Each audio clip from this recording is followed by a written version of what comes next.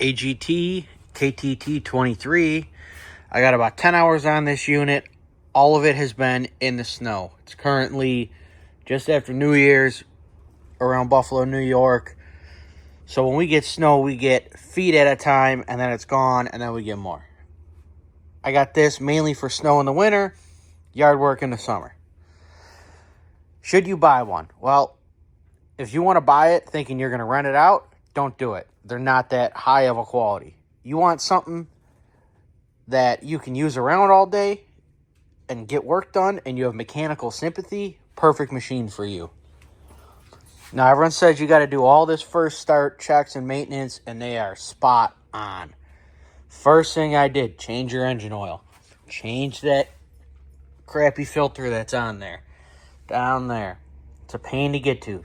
Change the oil right when you get it. Hydraulic oil, I didn't change that. I'm still running the original oil. No problems. Let's see, I had about 5 hours on it. The original Chinese battery died. Would not take a charge. I tried jumping it. I tried an old-fashioned charger. It wouldn't take it. Went down to my local battery store, grabbed the same size, but in a Deca. When I took it out, I also found all the battery cables were loose. Also, when they install it, they put the positive and the negative posts the other way against that outside grate. So this positive was actually over here. And when you went to put jumper cables on it, you would hit the grate. Now, it's painted, not an issue. What happens in 5 years when that paint's flaked off? You're going to short out.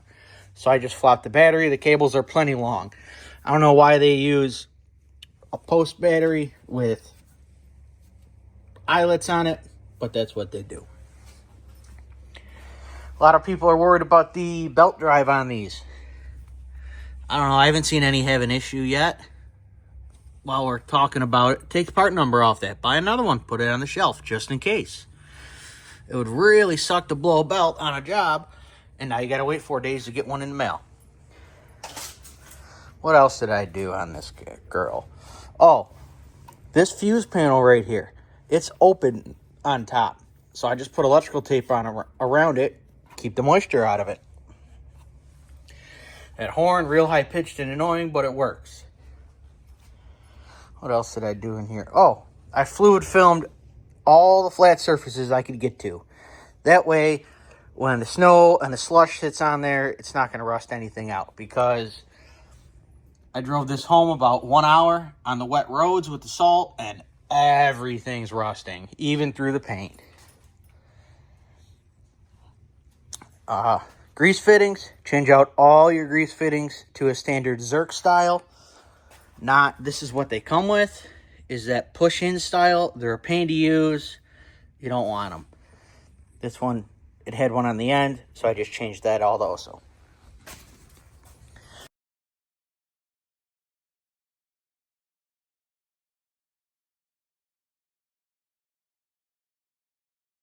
What else? Oh, within the first 4 hours of having this machine, battery died on me. That's fine. Cheap battery, easy fix, expensive. Then, over here you have your battery isolation switch. That kills your main positive, going to all your controls and everything and your starter. That froze. I had to bypass that. Since then, I've taken that apart. I'll put pictures of it in here. Take it apart, wipe it out, and then dielectric grease it. And just put it back together. You got to drill out. There's 2 eyelets where these bolts go through. See if you can see them over here. Yeah, where those bolts go through. Once you get this switch out, there's 2 eyelets that are stamped in. You drill them out, clean it up, pack it full of dielectric, put it back in. Haven't had an issue. So not the best picture, but you can see right here where those inserts are. They're similar to drilling out a rivet, where you only got to drill a face off of one side. I had already drilled the one on the right, and the one on the left is still intact. Again, just like a rivet, you just use an oversized drill bit to do those. Then when we get to the next photo, it shows it all apart, and it looks like there's a lot going on in here, but there's not. When you take it apart, you'll see how it works. The red handle just works as a sort of cam, and when you twist it, it pushes inward and pushes the contact bar across both studs to make contact between the two cables. Again, I just dielectric greased everything in there, and mainly where the two outer plastic shells meet each other to keep moisture out of there. I didn't want to use a sealant in case I ever had to take this apart again. Next issue, the stock ignition switch for this. Got water in it and it froze. I leave the key in my machine all the time. I will lose the key. Can't have that. I need this thing to start every time I need it. So, got rid of the key switch, put a momentary push start on it, which is just a 2-terminal switch. Same thing they're using for the horn button. And then I also have a standard rocker switch, weatherproof, on there. So that controls powered all to the whole dash area, and that's just to start it. My throttle froze. Well, inside your throttle, there's a washer and a very cheap spring. You can see how rusty that is. Now this just threads on and off. What I'm doing here is get rid of all the water that's in there. I'm trying to flush it out and leave that WD, water displacement. That's what it's meant for. Doesn't freeze till about negative. It loses effectiveness like -40. We don't get anywhere near that. So that's why I got that rag down there catching the drip. Right now I got the cover off. I was just looking over, seeing how everything was hooked up. Get rid of the factory fuel filter. Put an aftermarket one on that you can see into, preferably with a magnet, and make sure it's installed before the fuel pump. The reason these vacuum fuel pumps die, that's mounted here, is because they get debris in them. Now, other people have flushed their fuel tanks when they get these. They pull this debris out of them. I never did that. I just put a filter on it, and I checked that. So far, no issues. What else did I do? Oh, this latch, that freezes. Gets water in it, freezes right there. You can see all the water in there. I've only had this in the garage about an hour now, and we haven't had snow in a week. 50 degrees a couple days ago. Frozen. Still almost frozen. I had to beat on that with a screwdriver to get this open. I got to find a way to, I'll probably cut this and just put a T-handle on there. I don't need to lock it. Another thing that happened, right? When that battery died, I got done pushing snow, didn't think about it, tipped my bucket so that it would dry. I was pushing snowbank back, not using the pusher box. Battery died. You can't open this with the boom up. But where these hinges bolt to the top of the frame, I think those are 4 or 5 mil Allen. Those are threaded into the frame itself. On the cover, they're bolted, but they're threaded into here, so you can take those out without getting a wrench in the back. So that's how I got that off to change the battery. Again, grease everything. Grease is your friend. They don't grease them from the factory. So, how I got mine set up now, again, I'll show you I probably already put it in, the schematic of how to wire it. There's only 4 wires on the ignition switch. It's pretty easy. 2 of them are tied together permanently. So really, you just got power into the switch, power to the starter, power to all the components. This is the back of the factory or stock cheap ignition switch that I got rid of. Red is your power in from your battery. You can see your gray and your blue are already jumped together. Those two need to get power to allow the engine to run, and then you momentarily put power to the white wire to engage the starter. Here's a little diagram I drew. So you're going to take your red wire from the harness on the machine, run that to your start-stop toggle switch. From there, that's going to run to one terminal on the push-button starter. You're also going to connect your gray and your blue wires to either the terminal out of the toggle switch or onto the push-button starter main side. And then the back side of the push button is where you connect the white wire that controls your start solenoid. So turn that on. Turn your switch on. Oh, give her a little throttle. Probably wants to choke because it's getting a lot of air. Then to turn it off. Hit that girl. Somehow when I was redoing that, I pulled a wire off of something, and it happened after I put the new battery in. It reset my hour meter. I know I was at 10-ish hours, like 10 and a quarter. It doesn't bother me because I know what we're at. This guy I've never used. Hydraulic oil gauge. That is the level of your hydraulic oil. Fuel gauge is your level. These are both showed at 100%, out of 100%. Hydraulic oil temp, that's in Celsius.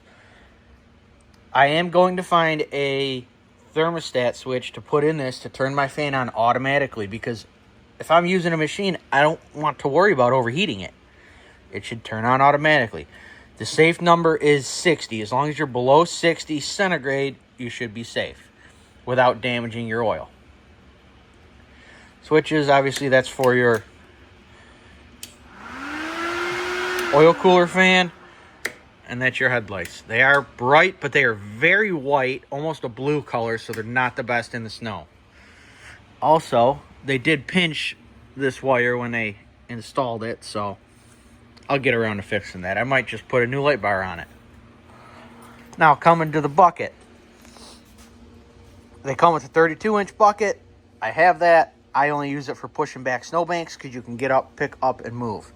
This is a 6-foot back blade off of about a 35, 40 horse tractor that I cut a foot off each end, folded them in with the plasma, cut them with the plasma, folded them in, stitch welded them down, and that's 2-inch square to provide the support.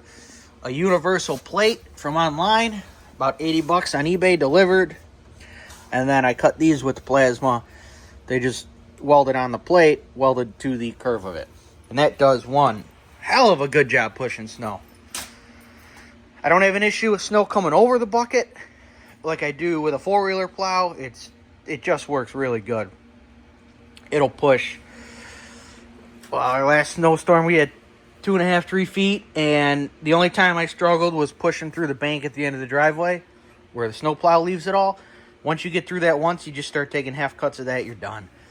What used to take me about an hour and 45 minutes to do on a 4-wheeler, I'm doing in about 40 minutes with this machine. So that's how impressive it is. I haven't had any issues with track tension, with them coming loose or popping off. I think that's just because of the design compared to the triangular tracks. But what else? Oh, spring-loaded stand-on thing. Nah, I like the spring-loaded part, but being this fake diamond plate, it is steel, it's diamond plate, but it's not the grippy style. When it's wet and snowy, your feet slide around. I find that I have my toes wedged up into these corners when I'm operating. Another pet peeve. These hand rests retain water. They're foam, they hold water. So, if we get a wet snow and you come out and you operate for a little bit of time, now your wrists are wet. That's a pain.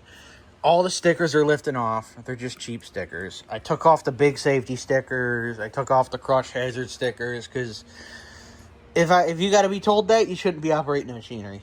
It's kind of that simple. The throttle, wasn't a fan of it at first, but I guess I'm living to live with it now.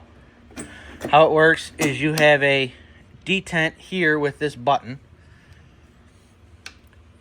Push it in, it takes the pressure off, and you can slide this in and out like a standard lever throttle. It comes in and out. Then you can fine adjust your idle, faster, slower. Show you how that works real quick.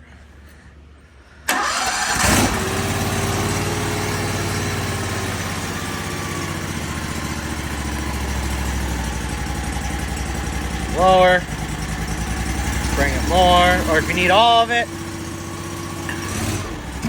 just pull up on it.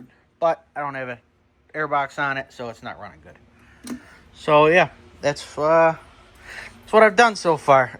So if you're thinking about getting one of these, using it in the winter months, change your fluids, put a filter on it. Go through the electrical, because if your electrical freezes, you're done, dead in the water. Replace the battery. It sucks. It's $120, $150 right away, but then you got peace of mind. The only other thing that I did is this filler neck. This is your fuel filler neck. Sits up here. I was putting jumper cables on here because it goes right to the battery. You can't get to it. So all I did was slide it down, put some washers on there to space it so that the cap fits, and you're good to go. It's a locking cap. I don't trust it. I'd never lock it because you probably will never get it unlocked. There's your oil drain. This guy right here. You loosen this off, and then this is a tapered plug that's held in place by this outer nut. You just pull that out and then let it drip. It's going to take an hour or two. I don't know why. I don't know if it's because they got that kink in that hose down there, right there, or if it's the diameter of it, but it takes forever. And again, put some, what do you want to call it? Some undercoat. I use fluid film on all the flat surfaces, all the nooks and crannies down below. I plan on keeping this thing a while.